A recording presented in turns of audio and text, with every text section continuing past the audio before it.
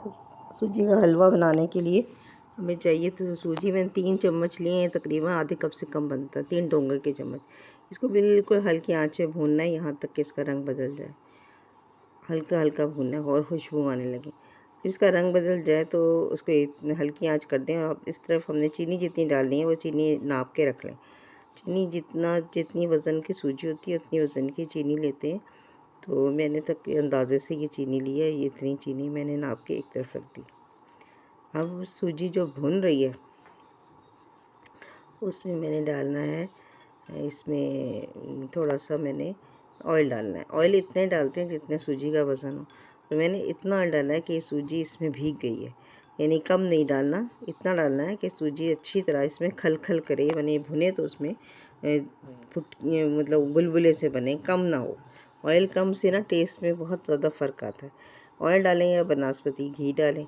मैंने ऑयल डाला है। अब इसमें मैंने इसको हल्की आंच पे दोबारा भूना। आंच में पूरे उसके दौरान हल्की ही रखनी है।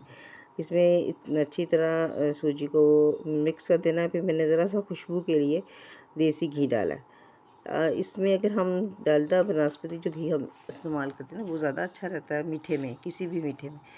तो मैंने इसमें ऑयल रिफाइंड ऑयल डाला है, लेकिन साथ ही मैंने इसमें डाला है खुशबू के लिए देसी घी। अब इसको भूनना है हल्की आंच में और इसको उस वक्त तक जब तक इसमें खुशबू उठने लगे, सूजी की सौंधी खुशबू उठेगी कि ये भुन चुकी है। इसमें खुशबू के लिए इलायची ली है, 2 इलायचियाँ ली हैं और इनको कूटा ताकि इनके छिलके अलग हो जाए और सिर्फ इनके बीज डाले हैं। तो बीजों से ना ये इसकी खुशबू अच्छी आती है। और जब थोड़ी सी बुनाई अभी करनी है ताकि इसकी जो खुशबू है इलायची की बस हलवे में बस जाए। अभी थोड़ा सा भूनना है, यहाँ तक देखें घी इसका छूट जाए। ये अच्छी तरह भून गई है, इसमें से घी बाहर निकल आया है। अब इसमें डालना है पानी। मैंने 1 कप पानी डाला है। 1 कप पानी डालने से इतना पानी है कि ना गाढ़ी बने, सूखा सूखा हलवा बनेगा, ना बहता हुआ बनेगा। और उस वक्त तक चम्मच चलाना है जब तक हमने इसमें गाढ़ा ना हो जाए, पानी खुश्क ना हो जाए, वरना गुठलियाँ बन जाएंगी। अब पानी बिल्कुल खुश्क हो गया है। अब इसकी फिर इतनी भुनाई करनी है कि इसमें से घी छूट जाए।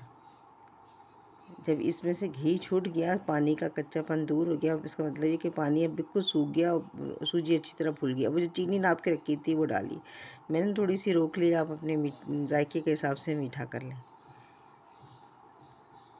कम या ज़्यादा कर सकते हैं। और फिर इसको हल्के हाथ से इतना मिलाना है कि चीनी का दाना ना रहे, चीनी अच्छी तरह मिक्स हो जाए। और जब चीनी का पानी छूटेगा, इतनी देर तक इसको भूनना है कि चीनी का पानी जो छूटेगा वो खुश्क हो जाएगा और फिर दोबारा से इसमें से तेल निकल आएगा।